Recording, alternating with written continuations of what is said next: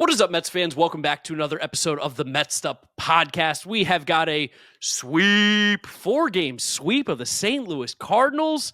Amazing stuff this weekend.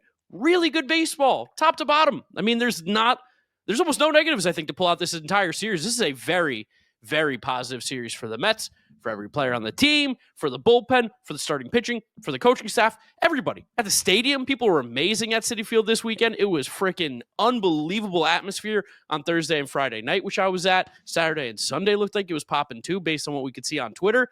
Amazing, amazing stuff. So we're going to go ahead and give you guys a quick little summary recap of what just happened these last 4 days in this St. Louis Cardinals series. Make sure you are subscribed to the Mets'd Podcast YouTube channel if you want to see the video version of this. If you're listening to us, Apple Podcasts, Spotify, Google, drop us a rating, drop us a review, download and subscribe, and follow us on all our social media at Mets'd. James, first off, happy Easter. How you feeling? What's going on?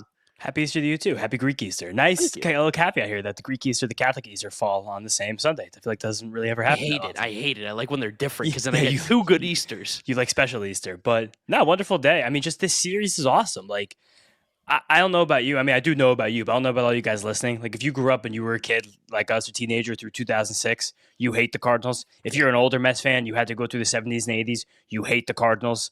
It feels really, really good to like beat this team down, like to play just simply better baseball than them. Like, no cheap runs, no cheap hits, no excuses left and right. Just it feels nice for them to suck and for us to kick their ass for sucking. And it's also cool that heading into the series, the Cardinals have one of the hottest offenses in the league.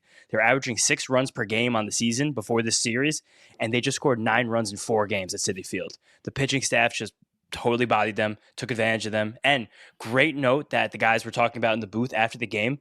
This was the first Mets 4-game sweep of the Cardinals since 1986. Wow, it's a good year. Yes, which also in the same year, that was the Mets kind of like slaying the demon that was the Cardinals. And like Kate, because that was when there weren't that many playoff spots and they were in the same division, like taking that spot from them. So cool little caveats this series, but just such fucking awesome baseball, top to bottom, head to toe, incredible, every single step.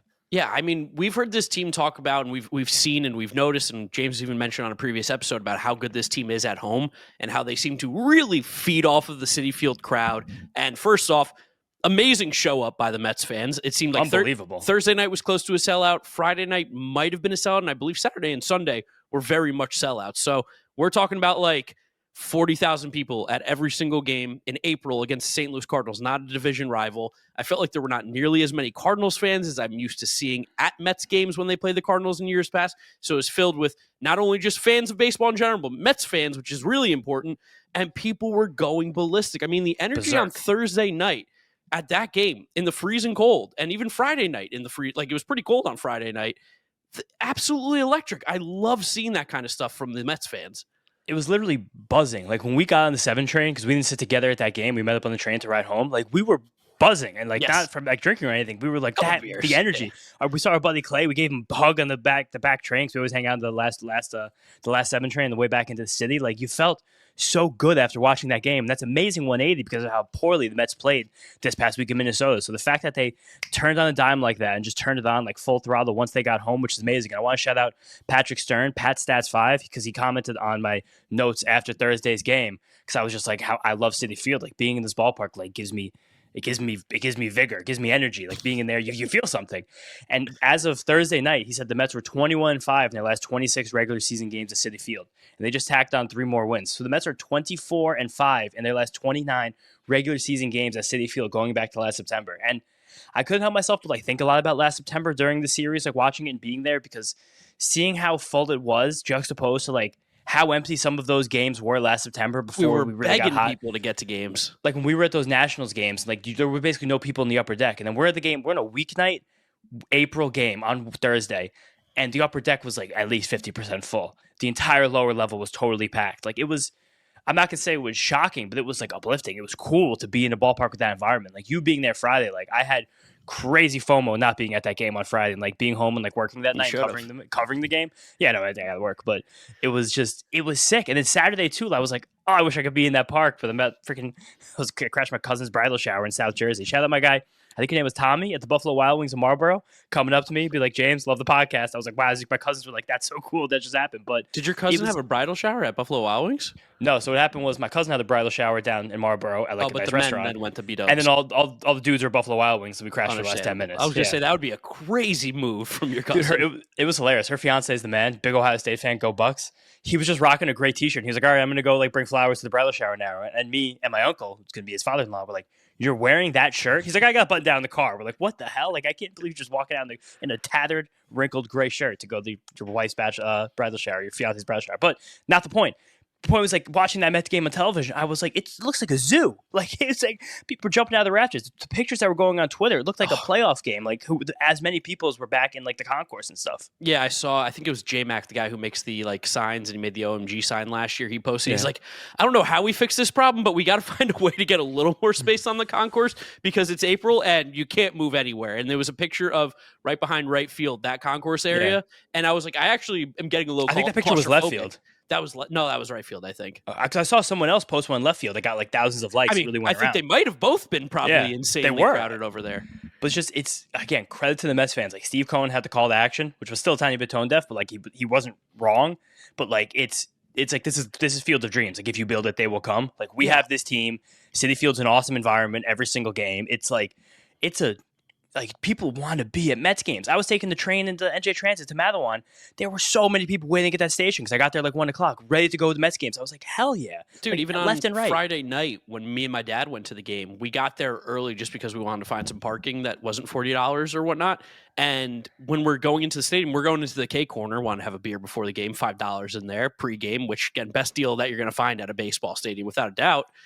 And there was a line around the corner because people wanted to make sure that they were there early, got in the stadium early to get the Nimmo hoodie jersey thing. Like even the promotions that the Mets did this weekend were really good. They did the Nimmo hoodie jersey. They had Minecraft night. They gave away a Mr. Met Empire State Building bobblehead. Like they did really, really cool stuff. So not only good play on the field, spending money, good food, good atmosphere, one of the best parks in baseball, but like everything is kind of coming together and it's like, oh yeah, like this place should be packed almost every single night. And it is like Sunday also was Kids Day. They do the kids drawings on the Jumbotron for all the players. They did a couple of players dirty. There was Luis Angel Acuna and the Jesse Winker that were vile. And then we were there Thursday. It was Black Legacy night because the Mets always kind of do their own Jackie Robinson night too, just because if they're on the road for it, they still like to honor Jackie Robinson their own way. But it's just like it was awesome. And it's funny too that it was just the Cardinals. Like, yeah, we hate the Cardinals, but at this point, the Mets and Cardinals aren't like a real devout rivalry besides for, again, like the older generation when the Mets were in the same division, just us because we hate them from when we were kids. But it's just the Mets and Cardinals. Like this was, I don't know, this is why I'm so mad there's no freaking Phillies or Braves games on the weekend this year because those would actually be zoos. But like it's crazy. We've talked 8 minutes. We haven't even gotten to these games yet. But like Monday and Wednesday, like I can't wait to be inside Citi Field and rooting and screaming at the Phillies because I think that's going to be the real test of what this April attendance spike is actually like. If they get packed houses on Monday and Tuesday night in April for the Phillies, like that'll be like, okay, this is very legit. But the Mets are becoming like it's a real movement. Like people want to be at these games. I had like a group of Italians come out of an Uber and they like didn't speak a lick of English. I don't think they've ever heard or watched baseball, but they were like, gotta get to Citi Field, gotta get to a Mets game. This is what we're here to do. It was kind of crazy. When you start seeing the Europeans coming over, there was someone in full Nottingham Forest, like the jackets, the shorts, everything. I was like, this is crazy for these people to be here as well. Also, just like walking around the city these days, you see more Mets stuff. And I kind of like the fact that the Mets have gotten so diverse with their merchandise over the last few years. Because I saw a purple Mets hat, I saw a green Mets hat, I saw the orange, but I saw the blue. Like, I think that's a cool thing. And I think that's the way that they're trying to like kind of get more of like a market share for sports hats that people wear in New York City because like the New York or nowhere stuff is kind of gas too. Like it's super sick. It's making me consider buying a $200 sweatshirt. I'm a principled man. I'll never buy a $200 sweatshirt, but the $50 hat looks pretty cool. Like it looks like the little Apple one or whatever. Yeah. I saw at least 5 people in my section sitting around me wearing that hat. It's a hit. But like it's cool. Like the Mets are fucking cool right now. Like it's again, like I said before, I'll say it again. This feels like a cultural movement happening. It's amazing. We gotta talk about baseball though. Yes, baseball time. This is the longest we've ever gotten not talking about baseball, which is crazy. I'm getting since the old days. Since the old days, the state media days. But just starting on Thursday, let's go chronological because every single game was awesome. Again, Griffin Canning, man. What the fuck? Holy crap, what's going on with Griffin Canning right now? I told you guys this is going to be this year's Luis Severino. And by God, he is this year's Luis Severino. Quality start by Griffin Canning. 8 strikeouts and 2 walks, and his fastball was missing bad. 7 fastball whiffs, the most of any of his pitches in that game. The 4th most fastball whiffs he's had on any start in his entire career. Last season, he never got more than 5 swings and misses in that fastball in a single game. He just got 7. And someone asked him about it after the game, and he said he could kind of sense that the Cardinals started sitting on the slow stuff, the slider and the changeup, because he's been kind of working those as his primary pitches in the first start of the year. So then he was like, okay, you're getting the fastball now. And he started pitching backwards, something we've talked about a lot of these Mets pitchers doing this year, trying to hide that fastball. But since they were sitting breaking ball and sitting slow, he was buzzing that fastball by them with 2 strikes, and that became his put-away pitch. And I was like, so cool for a guy like Griffin Canning to come in there probably with a game plan and still stick to the game plan, but half throw it out in the middle of the game when he's able to see and adjust to what the Cardinals are doing. I'm sure there were great meetings in the dugout with him and Hefner on the iPad, seeing what these Cardinals were doing and how they were gearing up and setting up. So amazing cerebral moment there too. And just the fact that he was able to come out for that 6th inning. He had 80-something pitches. It was the 3rd time around the Cardinals lineup, top of it, and he just kind of buzzed through these guys and didn't even feel like there was a moment of stress or desire at all. The one run he did score was a Victor Scott dinking hit, stolen base, pass ball, and he came around to score on another bloop or something, or a ground ball. And it's just that. He was so in control, and he looked so night and day better than he did last year. And it's just such a testament, again, to the infrastructure that we've built with these pitchers and these coaches this year, that we can take a guy. Again, we don't want to anoint anything yet. It's only April 20th, April 21st, and you guys listening to this. But there's an outside chance that for the 2nd year in a row, the Mets can take statistically the worst pitcher in Major League Baseball from the previous year, sign them for less money than most other starting pitchers making free. Griffin Canning for free. Last year, Severino for $12 million. Griffin Canning was DFA'd, cut by the Atlanta Braves. Who could use some starting pitching right now. Who are starting Bryce Elder every 5th day right now, who stinks on ice. And then we're able to turn this guy into someone that looks like a capable Major League regular. Also, just a fun caveat here, just looking back at the stats. Canning threw 5 cutters in this game. That's a pitch he's trying to work into a little bit. We heard them talk about him experimenting with that pitch in the spring. Hopefully by the summer, that's something he's comfortable with. And it's another wrinkle for him against the lefties. But he threw 5 of them, forced 4 swings, 4 foul balls. Hilarious. Amazing. It's fantastic. I love it. I love it. And I think it was cool, too, because the Mets bats in the 2nd inning, they really went off. We saw Mark Vientos hit the cheapest home run maybe in Citi Field history, where it just barely kissed the foul pole out in right field. Nice home run, won me some money, too, which was fantastic. Shout out Kieran for telling me to bet Vientos to hit a home run. Love to see that. And they just scored that inning. The Cardinals got their 1 run, and it was just, that was it. That was the game. Easy. Because this bullpen, again, keeps doing the same thing. I know there's slight bullpen struggles later on the weekend, but for a stretch right now where the Mets have, I believe it's 13 games in 13 days, because last week it was the Thursday. They had an off day last Thursday before Sacramento, right? Yes. So it was 3, 3, 4, and then 3 more. 3, 3, 4, and then I'm counting. Is that 16? Yeah, 16. I don't know. I can't do math right now. 3, 3, 6, 4, 10, 3 more, 13. 13 games in 13 days.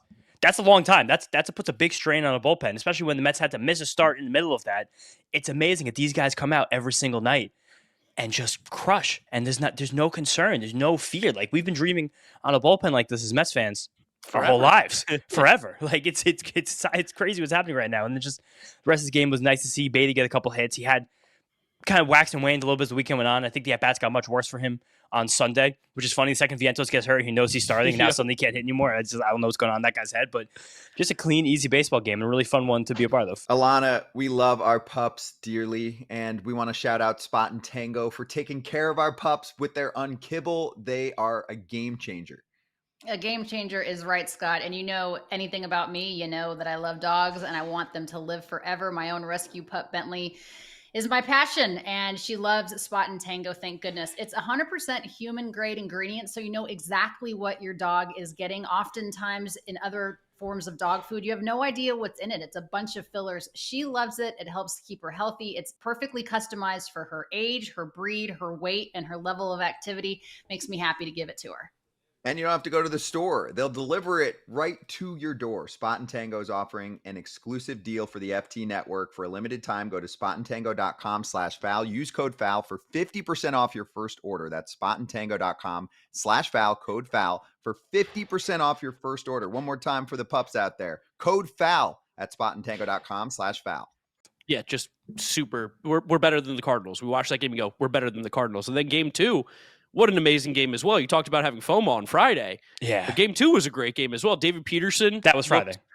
Yeah, that was Friday, game 2. Yeah, you said you talked about having game 2, but I was the one I did have FOMO on. Oh yeah, okay, whatever. Semantics. I don't know. I guess I said it. I don't know. Game 2, Friday, David Peterson. Awesome. Fantastic. Again, he just might be a really good pitcher. Dude, this was a cool moment where you can kind of see the maturation of Peterson over the last few years, because during the first couple innings of this game, the Cardinals were threatening. They scratched a run across in the second, another one in the fourth, and there were moments in time where you saw, again, you were in the game, so you didn't notice it, but they kept showing, you saw the old Peterson body language a little bit on television. Yeah, I couldn't notice it at the game. There was a moment of sulking. There was one play where he kind of looked around, like kind of leaned his head back, and you can kind of see a little bit of the old Peterson, but then he never let it get to him. He got on to the next pitch. He continued to execute. He was missing tons of bats, way, way, way more aggressive than he's been any start this year with his four-seam fastball. Highest percentage of four-seam fastballs he's thrown any start this year. He was like 50% four-seamers for the first 4 innings. Ron was talking about that a lot, similar to what happened with Griffin Canning the night before. The fact that he was like, I'm sure that Peterson watched that start, talked to Jeremy Hefner, and was like, hey, these guys aren't hitting fastballs right now. Threw him a ton of fastballs. The fastball looked amazing. He was locating well at the top of the zone. It was like there were the dinky runs that happened, and that kind of makes his final line look not that great. Yes. But then when you look back at the stuff and the way he was locating his slider, and again, the fastball high in the zone, the sinkers, the changeups, the curveballs, through all 5 of those pitches, at least 10% of the time, it was 10 total whiffs between the four-seamer and the slider. It was just like, this guy looks so in control right now. And it's just the way I started this little monologue here, like the maturation of David Peterson seems to really be on full display, and it's an incredibly fun thing to be watching. Yeah, just the confidence that he has is really nice. Like you said, they were dinky hits. I think the Cardinals in that game in general, I think had like 4 hard hit baseballs the entire game, and I think one of them was Brendan Donovan's home run off the foul pole in the 9th inning off of Brazoban. It was just like, again, start to finish, like maybe it was a little bit shaky there because again, Brazoban did give up that home run in the 9th to Brendan Donovan. But like for the Mets to then come back, for Brazoban to come back as well, like second pitch that he throws in the outing, cool. Gives up a awesome. home run off the foul pole, and then he strikes out, I think, the next 3 guys. Like it was really, it gave me, at least like as a Mets fan, the confidence in this team of like similar to how we felt in September last year too. You mentioned it earlier, where it was like when things are going tough, they are going to figure it out. This team doesn't quit. This team doesn't give up. They've got a bunch of fucking dogs on this team, and you saw it again on Friday. I mean, you said it, just to put numbers to the exit velocities between the two teams in this game. Of the 15 hardest hit balls, there were 15 balls in this game that were over 100 miles an hour exit velocity. The Mets had 12 of them. Yeah. And that was kind of the most frustrating part too, where you kind of see the hints and the little moments of like, why can't we hit Miles Mikolas? Because I know it was a different view in the ballpark, but the amount of sliders and curveballs this dude hung over the first four innings, when the Mets couldn't scratch across anything, I was like, get a fucking gapper on this guy, because it was killing me. Because especially, like, I was like, Peterson's having such a good start right now. Pick him up. Find a way to get these runs back. And finally, in the 5th inning, they chased him after we had 5 consecutive hard hit balls to start the inning. Now Marmal's like, get him out of here. We can't do this stuff anymore. But there were moments where it's like, yeah, maybe the Mets are going to lose this game, but I never actually felt like that was going to happen. Like, I just felt like we keep playing better. Brett Beatty drew his first walk of the season in this game as well. So excited. Where so were you excited for that? That was a big ovation in the ballpark. That was cool to see. Then he fucking smokes a double later in the game. Amazing how hot he has gotten with Jeff McNeil about to return. Probably will return possibly during this Philly series. Pete hits the triple, and the clip goes totally viral of him running like the doofus that he is, rounding second. Like a lizard on hot sand. He looked like Goofy from the like feet kicking out to the side. Yeah, bang, bang, bang. But like then, I thought it was crazy. I know you like to really rag on Ali Marmol, and I think you're right. I think he's a horrible manager. It was really open this entire series how critical Ron and Keith were of Ali Marmol, basically calling him a bad manager on television. Keith was talking about other potential guys who are going to manage this team someday, talking about why they haven't given Albert Pujols a chance after he managed the Dominican team in the last World Baseball Classic. Yachty, Skip Schumacher. I think there's like 4 guys waiting He mentioned for it. Pujols and Yachty by name about who can manage this team next, while Ali Marmol is sitting in the dugout. Keith he always does have the little Cardinals things. It's always fun to get in these games where he's playing the Cardinals, because he still has that feeling for the Cardinals in his heart. Yeah. Like Cardinals, like National League Yankees, like the old baseball guys love the Cardinals. Keith also loves Brendan Donovan. Of course. He's a good ball player. Fantastic ball player. Had an amazing game on Friday. 3 hits, scored 3 runs. He drove in the other Cardinals run with it. Like he was amazing. But that 9th inning, when Ryan Helsley didn't come out to pitch, That was old school baseball. That was I truthfully couldn't believe what was going on. I mean, that's just you don't bring your closer in on the road in a tie game. That's all that was. And that's why Olimar Mo made the decision. I'll tell you this. I don't know if it's the right decision or not. In retrospect, obviously, it was the wrong decision. No, it's the wrong decision because it's the ninth inning. Order. Yeah. You're facing Francisco Lindor, Juan Soto, and Pete Alonso. Theoretically, you didn't have to face two of those guys because you gave up a fucking nuke immediately. But like that to me was like you have not only the best closer in baseball, but I think right now, pound for pound, with the struggles of Clase and Diaz early, Hader taking half a step back over the last couple of years, it's a true argument that Ryan Helsley is the best relief pitcher in baseball. Mason Miller probably still. Yeah, Mason. Yeah, but again, it's right up there. He's up there. He's a top 5 guy. Yeah, you can make a conversation that Ryan Helsley is one of the best 2-3 best relievers in all of baseball. Definitely. For him not to be ready to go that inning against those guys is egregious. It's an egregious managerial ever for a team. Yeah, ERA. But it's crazy that they did that. Like, I couldn't believe that. Like the other thing I want to bring up too, by the way, just a random moment in this game that I thought was crazy was Acuna going to third on the ground ball that Arenado eventually ended up getting him out on. That was a great play by Acuna. I don't know what people were saying online. I really wasn't checking, but he was safe until he slid off the bag. Like it was a fantastic heads up play. I know you love your little guy, Luis Angel Acuna. He's just a fun little ball player. 5'3" with an attitude, good baseball player. The only thing that I don't know what's going on online. I was locked into the shift that night, but I thought that he could just wait for the throw. Thought that would have been, He probably could have. He busted. He was a little far off the base, and Arenado looked him back immediately. Yeah. But then also, he definitely could have scampered back, and I think that was, I don't remember who was at first, that whoever that was wound up coming around to score. But also because that was the Beatty, Tyrone Taylor doubled down the line. Luis Torrens hit it down the line. It would have gotten fielded by Arenado. That's what I'm saying, because he would have been guarding the line if he was on third base. So like kind of everything did work out in the end. That's why you love playing aggressive baseball and doing things like that. And that is why I do love having Luis Angel Acuna on this roster, being that guy, having an element. We talked about this in spring training. We talked about this at the end of last year, where he has a skill set that not many other guys in this 40-man roster have. Chaos. Where it's like he's a little bit of a lunatic. He puts the ball in play. He runs really well. He's aggressive. Like he's 5'3" with an attitude. Like that's who he is. And like it's such a fun wrinkle to keep on this roster. That again, like when Jeff McNeil comes back, like I don't think there's any way he can go down to the minor leagues from what he's shown. Between being able to hit enough, his defense at second base, and the way he runs the bases is sensational. Also, this game, you didn't have to deal with this because you were in the ballpark. This was a Gallups play-by-play game. Yeah. The Lindor call, I will say, was very good.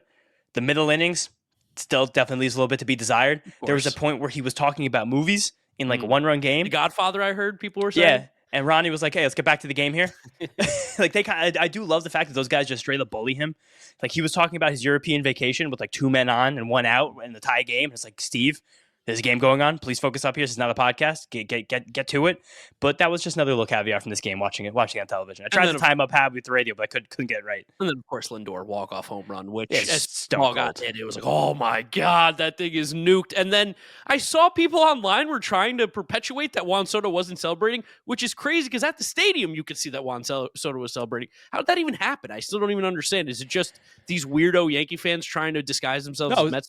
It was Evan Roberts. He went on his podcast and said that, and it wasn't true. So though you could see that? him. He said it on his, but he retracted immediately. He was like, "I was wrong," but it's also just like the WFAN brain looking for stuff going on. Because Evan, we like Evan on this show. Evan usually does a tremendous job, but that was a bad moment for him. He retracted immediately, but then of course, like I'm sitting with my cousin on Saturday, and he's like, "I heard Soto didn't celebrate with the team." I was like, I literally showed him the replay. I was like, you see number 22 right there with his hand up Francisco Lindor's head? Of course, celebrating. What happened was in that moment, since he was on deck.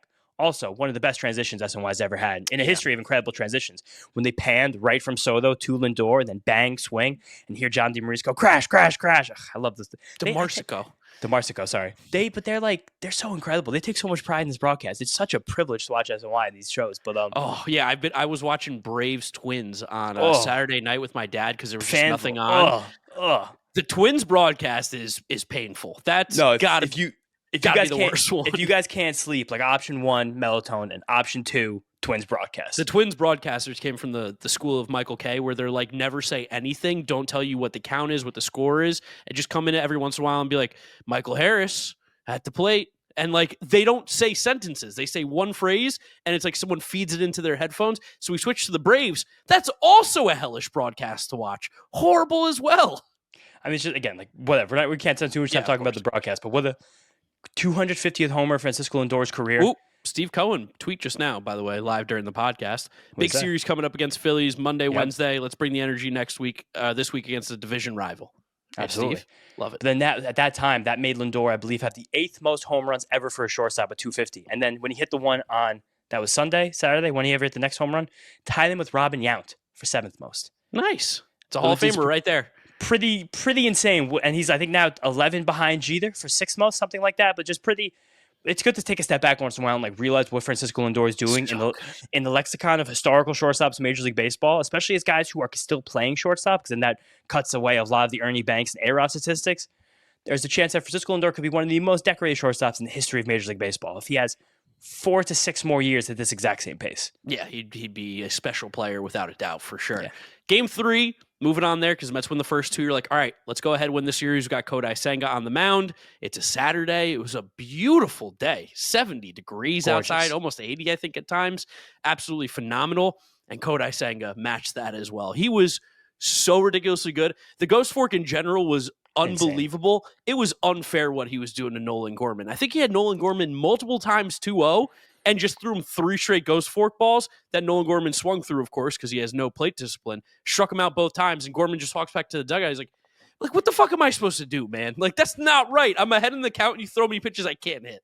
It was cool in this game because Senga didn't really have anything going besides that pitch. Like, his fastball was totally erratic. He missed badly with some, a lot were middle, but like he didn't really have a pitch you could rely on besides that Ghost Fork. He did drop for the first time this season a few very nice sweepers into the lefties. I say it almost every time he has a start. He's really trying hard to make that pitch a thing, but for some reason he's more comfortable throwing it to the lefties than the righties. Stop trying to make fetch a thing. But he's doing it in a way where he's trying to steal strikes with it. Like, he's trying to make that a called strike pitch, trying to make that early in the count, get up, get ahead, second, third time to the other pitch. But same with the color, he was not placing it. Again, like, the fastball was erratic, but every single time he had an opportunity, he just went back to that Ghost Fork, and it was unstoppable. And it was a start where, again, we talked about how Kodai's had a lot of success in his career pitching backwards, where he started getting ahead with the breaking stuff and then using the 97 mile an hour fastball finish guys off. This start, he was like, fuck that, old reliable. Ghost Fork right away. Yeah. There weren't that many righties in the lineup for the Cardinals, but he never went down 2-0, 3-0, or 3-1 against a righty. He only threw 2 pitches with 2 balls the entire game, or 3 pitches with 2 balls against a righty the entire game. Yeah. Like, he was, for a guy that had literally poor command for basically the entire outing, he was sensational. And I also love the fact that the James Giano jinx is still alive, because since the first inning of that Marlins game, when I tweeted Kodai Senga throwing meatballs, hasn't given up a run. Hasn't given up a single run since I tweeted that. I mean, he also, I think they had very, very, very little hard contact against him as well in this one, too. So they weren't able to barrel up the baseball at all. Citi Field looked like they had no hard contact against him. Really? They didn't have a hard hit ball? Not a single hard hit ball. I'll tell you the hardest one they had in a second, but I saw that and I was like, Brand Donovan had a 94.8, and it was a double play in the 6th inning that got him out of the... That was a huge double play. Huge. Amazing double play. Almost got him through that inning. Almost got the quality start. But it's just the fact that he still doesn't really even look that good and is pitching this well, it's stupid. I know we were scared about him, but it was never really about the skills with Kodai Senga. It was definitely about like the high hopes and also the fact that we just want to make sure he's healthy and the shoulder's okay and everything's okay. And like he's a very meticulous man, make sure everything's set and organized and in order. He's disgusting. Yeah. And the way he's pitching right now, got to 97 a handful of times, the fastball too, which is it's freaking awesome. Yeah.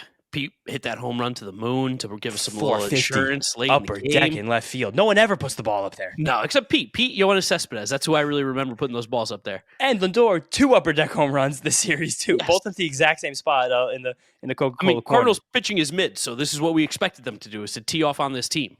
It's bad. Also, it sucks that Vientos left this game with an injury. We haven't really heard much about that yet. Shout out Waino and Jason Benetti for saying it, and then immediately just be like, Mark Vientos out of the game, Brett Beatty in at third. Those chicken tenders are expensive. It's like, what? You have nothing else for us? How is this? I think Wainwright objectively is a good color commentary guy. Like, I wish we didn't have to listen to him during a Cardinals game. And I do think that he tried his best to not be as biased as he could have been. It was weird to hear him call like Matthew Liberatore like Libby and like be so buddy with Steven Matz and stuff like that. Benetti too, like, I don't know. It just felt like 2 guys that really weren't focused on anything going on in the game right now. National broadcasts are always so tough. We're so spoiled with Gary, Keith, and Ron, but it was a very tough listen.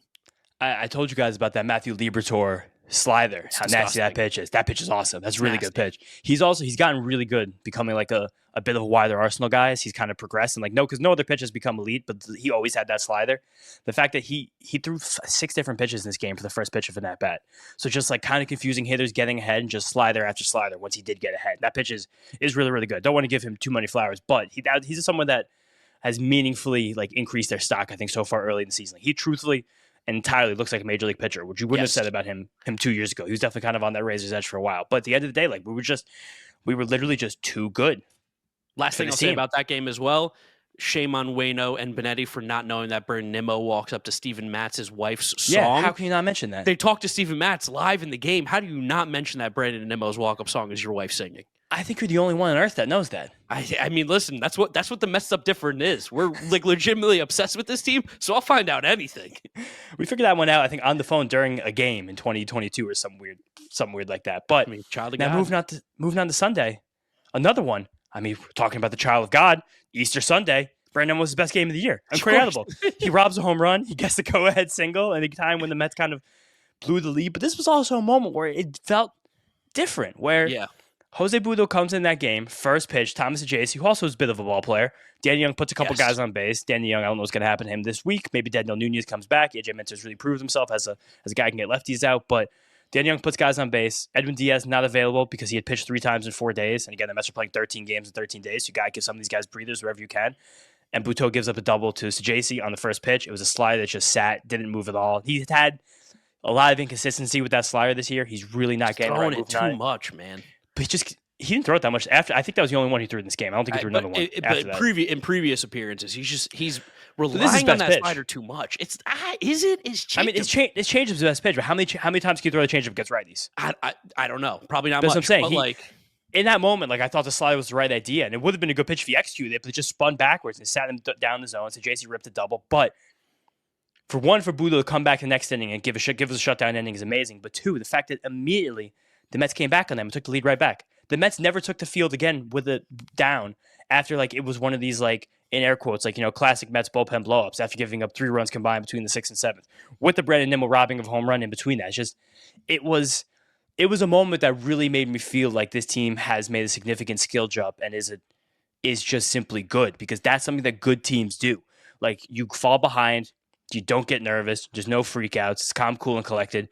Take the lead, have a shutdown inning, take the lead back, have a shutdown inning, and then break the game open. It's exactly what they did. Yeah, I mean, Lindor had a fantastic game, 3 for 5, averages up to 270, OPS is around 750 right now. Pretty good for a guy who shits the bed every April, so that's fantastic. Maybe they heard the podcast when I called him out. Same thing with Soto, 2 for 3, hitting 256 with an 821. It's still not where we want him to be, but he's playing better. He's taking better at-bats. He's making better contact. There's no doubt about that. Acuna, a couple hits, continues to be a pesky little beast. And even Tyrone Taylor, I feel like, has been hitting the ball well, and it's finally starting to drop for him, too. It's also, because I also think Tyrone Taylor is a guy, we talk about the fact that not that he doesn't have a good approach, but the fact that he's a bit of a wild boy at the plate. He takes his hacks. So I think for him, just playing literally every single day will help him get into a flow and help him get into a rhythm. I think we're seeing that with Tyrone Taylor. A lot of big hits this series. Also, the double from Soto late in the game. Awesome. I was so happy watching that swing. What was Keith's reaction? Because that's an opposite field double. Keith had to be like, oh. He was just oh, yeah. That was when we were starting Easter dinner, so I was kind of running back and forth watching the end of that game. But I don't exactly remember Keith's reaction, but Soto's reaction was great. The fans' reaction was amazing. Shout out Citi Field this weekend, because we did the episode on Saturday, the standalone media marvel talking People about loved it. The Juan Soto saga. Thank you all guys for the positive support we got on that. But just so cool that the Mets fans this whole weekend were just giving him standing ovation after standing ovation. And Soto talked about it very contritely after the game. He said, when asked about it specifically, I really appreciate what they did. I feel like they don't know how meaningful that is. It means a lot to the players when they do that, and it means a lot to him to have the full fan support. He said he was very surprised by those ovations. Which is awesome. I mean, think about this. You're a player. You get this big contract. He wants to be amazing for this team. He wants to be the Juan Soto that he was as advertised, the $700 million player, the 1,000 OPS MVP candidate every single year. There is no doubt in anyone's mind, I think, that Juan Soto wants to be that guy. And he knows he hasn't been that guy. So to receive those ovations when he had heard some rumblings and rumors about possible boos and whatnot, these guys know what's going on. And they're hearing a little bit of boos on Thursday night, tiny little bit. They're not oblivious. They're not morons. They're not idiots. They're people. They see everything. They hear everything. For him to even say that, huge props to the Mets fans, because like you like to think as a fan, you kind of don't make a difference, but it does feel like with this team, as corny and cheesy as it is, the Mets fans do get this team pumped and excited to play every single time they're out on Citi Field. And we talked about this a lot last year when Lindor was struggling so mightily to the first month of the season. The team was struggling mightily. The fact that is, as fans, it's not like we don't believe we can make a difference, but the fact that you actually might be able to make a difference, wouldn't you want to make as positive a difference as you can? Well, that's something we've always said is like, why do you want to boo these guys? Yeah. It sounds crazy because they're millionaires and they're superstar athletes, but it's like, build them up. Why would you want to tear someone down? I don't understand that feeling. No reason whatsoever. But some fans are like, I have the right to boo, which of course you have the right to boo. But it's like, there's moments of warranted booing. An idiot, yeah, of course. Like if you someone commented that on their YouTube video, they're like fans are entitled to boo. I was like, yeah, fans also don't have to listen to some idiot tell them to boo at the wrong time. Like you should have the credence in your own mind of knowing when to boo and when not to boo. Like last year, the Jorge Lopez fiasco, great time to boo, fine, sensational time to boo. I'm not gonna tell anyone not to boo during that. We missed that one, honestly. We missed that one. I was the hand up there, but like when Juan Soto has a 780 OPS, not a great time to 19 boo. games into the season, not the moment to boo there. So just cool that he recognized it, responded to it, helped him play himself, scored a big run in this game, got that big double that broke it open. My dad made the comment, he was like, that looked like the hit he had against us every single time. That was the opposite field double that Juan Soto kind of works you into as a pitcher, where he finally gets that pitch up in a way that he likes and just goes with it, nice and easy. And again, this is how it comes back to everything we're saying. We're better than you. 95% of the teams that we step on the field with Major League Baseball this year, we are better than you. We have better players. We have a better manager. We have a better executive. We have a better owner. From top down, this organization right now, we have a fucking unit. And like, there's no really, we've never felt like this before. Like, there's never been this kind of cohesion in a Mets organization, a Mets roster. Not in our lifetime. Definitely not. I mean, again, I was like, Dad, when's the last time we felt like this? He was like 86, but it was different. Everyone still hated each other. And I was like, yeah, it kind of feels like that. Also, got to talk about Clay Holmes for a second, because every fucking game, this guy just feels like he keeps getting better. The velocity dipped a hair in this game, a little bit in that sinker. Those were 91s in the last inning, but he still got up to 94, 95, where he sat most of the year when he was in the early innings, which is fine. Something to keep an eye on, but fine. And it's the freaking changeup, dude. Every single start, he gets so much more comfortable with that changeup. Second start in a row where that was his most thrown pitch against lefties. Broke off some freaking nasty ones. Was getting the pitching ninja treatment for a couple of them today. Like, it was a weapon. Like, it was a piece. And like, it's been so good that he's actually gone away from the sweeper a lot these last few starts, because that changeup has been so damn nasty. Brought back the tight slider, the gyro thing a little bit. Like, it's sensational. Mixed in a couple four-seam fastballs just in the right moments. He got that strikeout to end the first inning with one, and I think that was it Alec Burleson's eyes, whoever hit third for the Cardinals in this game. Like, it's been really great to watch him pitch and watch him mature in just 5 starts here, like as a starting pitcher, like in front of our very eyes, and he feels good. Like, I feel nice watching Clay Holmes pitch. Like, it's a very good thing together right now. He's not getting, there's no hard contact. It's still tons of ground balls. It's tons of strikeouts. He's getting the walks in check a bit. I don't think those walks are ever really going to go away. But Probably not. Having 2 and 6 innings today, that's super good, but especially when you're getting the strikeouts, when there's not a lot of hard hit balls in play, when you're getting the swings and misses. It's really amazing to see what he's been able to do in just a very short time of being a starting pitcher again. Yeah, he's here for a minute. So the development of Clay Holmes is going to be fascinating to watch, from a lockdown reliever to what is turning into a very, very good starting pitcher for this Mets roster. It's awesome. Got to ask you a question here, James. You ready for this one? Mm-hmm. What are you thinking about the wave? Because the wave has been breaking out at every single game. I have a take on it. I want to hear yours first. I have a few takes on it. I think this is one of my most old man yelling at the cloud takes. I fucking hate the wave. I will tolerate the wave if there's at least a 5-run lead on either side. I'm fine with the wave. I don't care, especially like a day like Sunday. Like, it's kids at the ballpark day. Kids like to do the wave. But the fact that the wave was going on when Danny Young is struggling, he's missing the plate, and then the Cardinals are coming back, and I'm looking around, I'm like, how could this be happening right now? This happened when we were in the ballpark on Thursday. The wave started going around in a 1-run game where I'm like, Friday too. We can't. I understand again, but this is also a function of what's going on at Citi Field, what's going on with the Mets. The fact that the Mets, like I said at the top of the show, are becoming a bit of a cultural phenomenon. When this happens, and it's not a bad thing at all, but there's more people in the ballpark who are not exactly locked in the Mets. There's not a lot of people in Citi Field these days that can tell you about who Mike Nikias was, or about Mike Baxter, or Jordani Valdespin. You know what I mean? Like, not a lot of Mets people are talking about Eric Valente right now. Like, those aren't the kinds of fans of the ballpark. But that's a good thing for the team and for everything happening. But you're going to get a little bit of a different flavor at Mets games this year, and that's going to make things like the wave break out more often, which I don't like. But I can tolerate it. But just please wait until we have a 5-run lead. I'm anti-wave, but me and my dad were talking about it because I'm anti-wave, especially standing up. Like, you're never going to catch me standing up. I'll do a hand because it's whatever. It takes 2 seconds. The one thing I will say positive for the wave, it locks people in. Weirdly enough, people start really paying attention to what's going on. It gets buzzy. It gets buzzy. And I think the buzz is something that, like, just in general, you don't get a lot of times in the 5th, 6th inning of a baseball game when it kind of starts to get into that lull. So if that gets people, one, interested in baseball more, excited to go to games more, I think that's a good thing. That's kind of where I stand. And two, I'm not going to be someone who ever, is perpetuating the wave. I'm never we need more wave at baseball games. But I think I've gotten down off my stance of ban the wave. I'm just someone who's like, you're never going to hear it being a positive from me. That's what I'm saying. I'm not telling you ban the wave. I'm not going to be that. I'm not going to be a fucking Scrooge here. Like, have fun. It's a baseball game. Everyone should have fun there. 100%. But I'm just saying, like, in a one-run game while we're pitching, maybe wait an inning. Yes, the insane the timing. Understand the timing. Mets fans of me, James, our dads, like the people listening to this podcast, I think we all share the same sentiment of, like, can we please focus on what's going on in the game and get excited about that? Yeah, like that's what pissed me off on Thursday. I'm like, it's a one-run game. Why are we doing the wave right now? Like, blowouts are a great time for the wave. But just, again, overall, another great game. Like, Luisangel Acuna on base a few times again. Just, dude makes things happen. Like, it's fun. Like, this is a fun mix of dudes on this team right now. And this roster feels really well constructed. I don't want to be tooting horns that much on April 20th, but of course not. We're just playing good baseball. Like, I won't say that, but it's like, we're not winning these games flukily. Like, we're beating these teams. We're winning games. I know we haven't played the toughest schedule yet. That's the only thing that people are now saying on the internet about the Mets, but like, every single win counts for one. Every single win counts the same. The win against the Cardinals in April counts the same amount as the wins against the Braves in June. Like, so everything counts for one win. And since now we have the stupid balanced schedule in the whole league and everyone's playing each other, the fact that you just beat a team 4 times and everyone's going to have to play 3 or 4 times now. If they lose a game to the Cardinals, now we're up a game on that team. Like, it's just the fact that you have to play everybody. Everyone's playing everybody. You win the game in front of you. I don't care who it's against. No, totally. And I know you mentioned it earlier too, but my dad as well is like getting a little like 86 vibes with even like Pete like doing his curtain calls after every single home run. And you know what? I'm for it. I'm here for it. It gets the people going. Pete gets going. Like the Mets feel like they're having fun and having fun beating teams as well. And again, like everyone was getting really concerned about Juan Soto heading into the weekend. We did the episode on Saturday. At the end of the weekend, it's an 820 OPS. Yeah. And the Mets keep all right. Yeah, and the Mets keep winning games, and he is not even playing his best baseball. Not even close. And that's really encouraging, I think.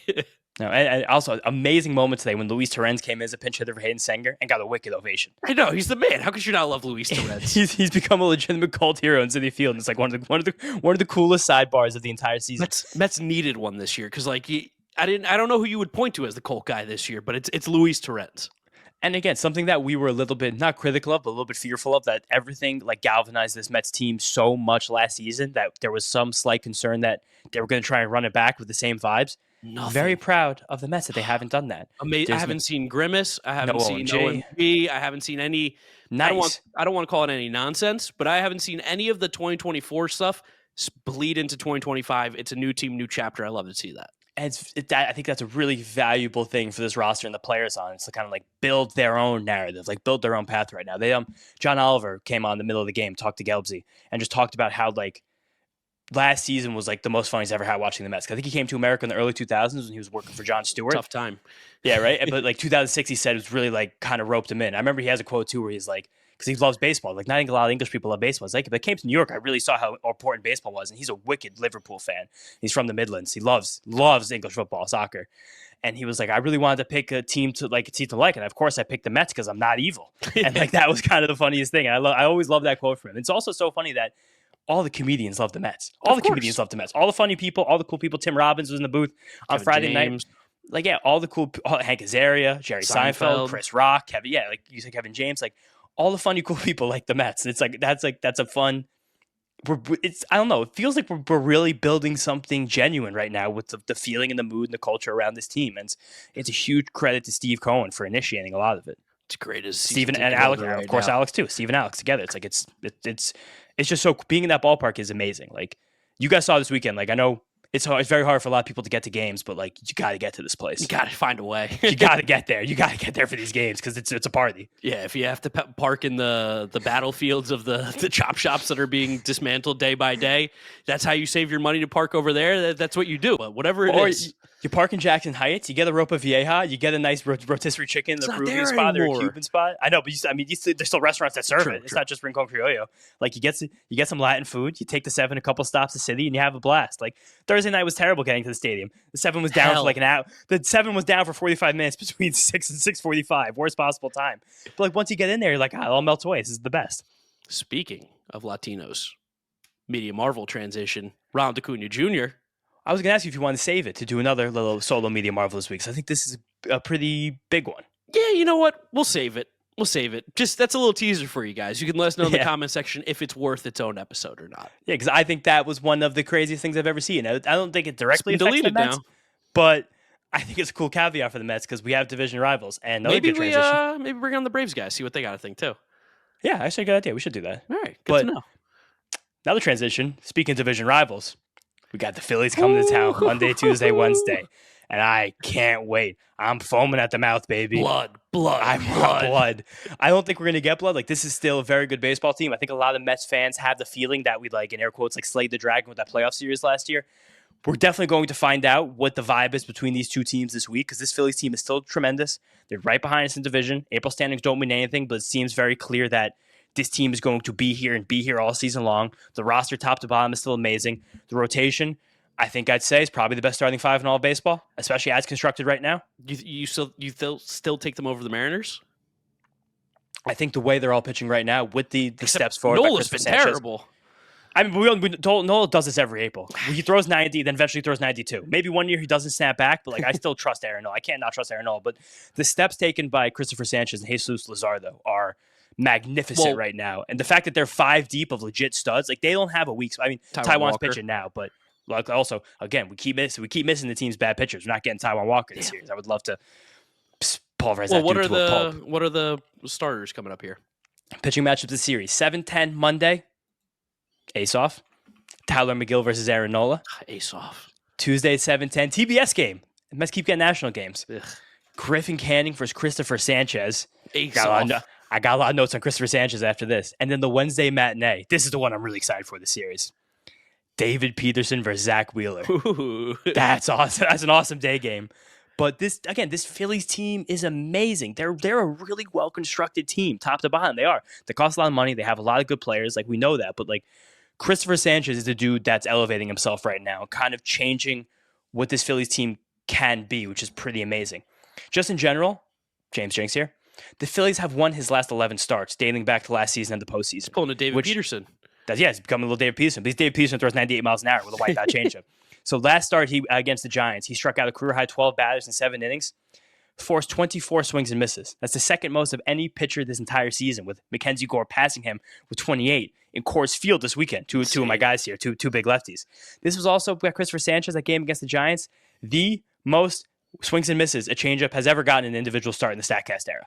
I think it was 14, which is crazy. And the highest whiff rate, this is from Just Baseball, on any individual pitch with at least 25 swings in the StatCast era as well. Like, the changeup is lethal. It's a terrifying pitch. He's got 31 strikeouts and 24 innings this year. That's only in 4 starts. Last year, it took him 7 starts to get to 30 strikeouts. Like, he's taken a monumental step forward. You guys remember facing him that weekend series in Philly last September during the NLDS. He was nails. Like, that was the one game they won that series. Like, he's insane. And his velocity is up for the second straight year. 2 years ago, he was a sinker baller throwing 93. Yeah. Last year, he was a sinker baller throwing 95.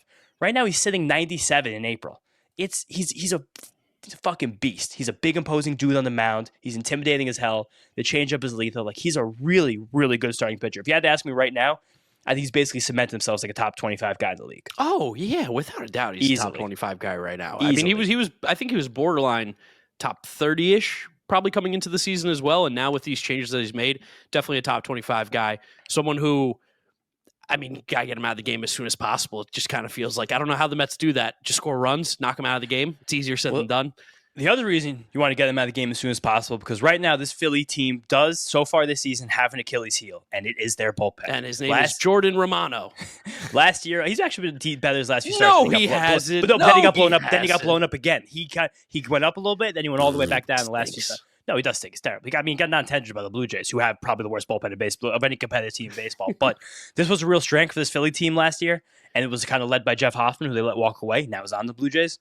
And like, it's not like the usual culprits because like Matt Strahm is still sick, Jose Alvarado's sick, Orion Kirkering is sick, Tanner Banks pretty good, but between Jose Ruiz, Joe Ross, Carlos Hernandez, and Jordan Romano, like that's like the BC team bullpen. Tanner Banks has been all right. He's a fine he's a fine reliever. He's got Lefty, like the White Sox gave away like 4 years of control, but it's those guys have been really susceptible. Second worst bullpen team ERA in all of baseball right now. I would love to get to those guys. Yeah, and of course the lineup is still great. I mean, they have a bunch of guys that still really aren't even hitting. Like right now, Brandon Marsh has been pretty atrocious. So they've been playing Johan Rojas a little bit.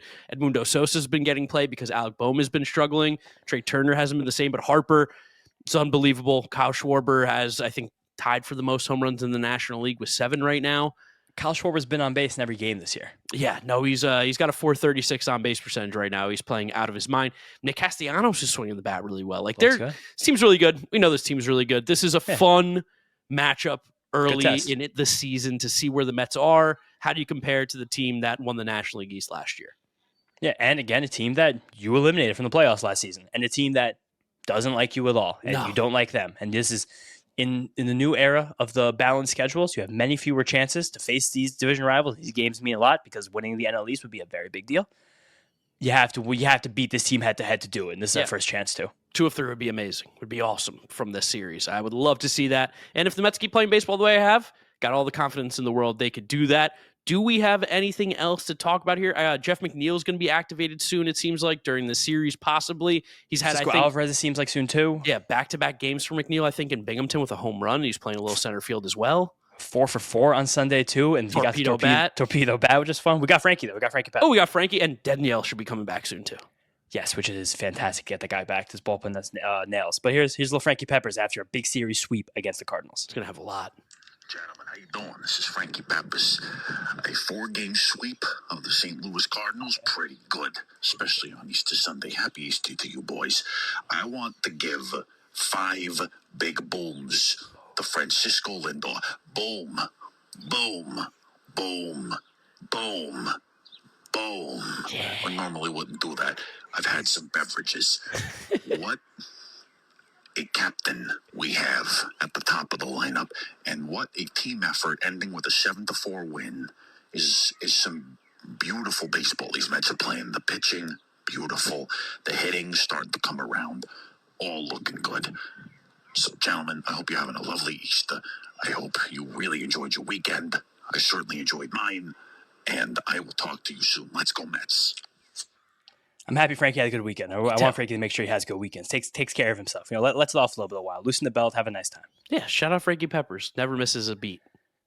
No, this was a good series. I'm foaming at the mouth for the next one. Yeah, I'm Farrell. I came home from Easter. I was going to spend the week in New Jersey because I had some stuff going on earlier this week. I'm like, I got to be home. I got to make it to a game or 2. Yeah, I mean, I'm going to 2 games, 100%. Like Monday, Wednesday, I'll be there. If I hope I get there early enough, Is softball Tuesday? Softball's Tuesday, 8:30. Okay, yeah, I'm definitely not going Tuesday. I don't think. Because you're gonna miss softball, but you're gonna go to the game. I think if things get rescheduled, I'm definitely missing softball. Regardless, I'm missing softball. I'm not gonna be at softball this week. I'm going to Mets game over it. That's a real shame. All right, that's fine though. What can I say? Dedicated to the game. Yeah, that's all right. All good. All right, guys, that's it. Thank you for listening, watching. Make sure you subscribe to the Mets'd Podcast YouTube channel. If you're listening to us, Apple Podcasts, Spotify, Google, drop us a rating, drop us a review, download, and subscribe. Twitter, Instagram, TikTok at Mets'd. You can follow James on social media at James Schiano, SCHIANO. Giraffe Neck Mark with a C. Thank you guys for listening and watching. We'll catch you all after the Philly series, or maybe even while it's going on. Who knows? Maybe before. We'll see what happens. Yeah, we'll see you then. Let's go Mets. Peace out, guys. Let's go Mets.